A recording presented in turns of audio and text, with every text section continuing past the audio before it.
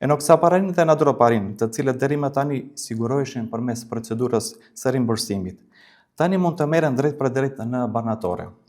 Kjo do të thotë se pacientët nuk do kenë nevojë më t'i paguajnë fillimisht banat nga xhepi i tyre dhe më pas t'i presin kthimin e mjeteve.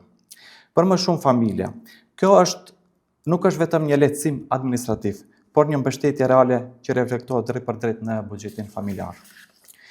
Njëkohësisht, për herë të parë, Rivaroxaban është përfshirë në listën pozitive të barnave.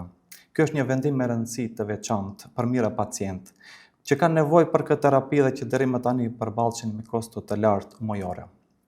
Vetëm për paketimin më të përdorur të Rivaroxabanit, kursimi arrin mbi 1.700 dinar në muaj, ndërsa duke filluar nga janari vitit 2027, ky bar do të jetë i disponueshëm me participimin ligjor pa pagesë shtesë. Në ditët e para të zbatimit të këtij ndryshimi, si çdo reformë e rëndësishme, nevojitet një periudhë e shkurtër përshtatje për gjithë pjesëmarrësit në sistemin shëndetësor.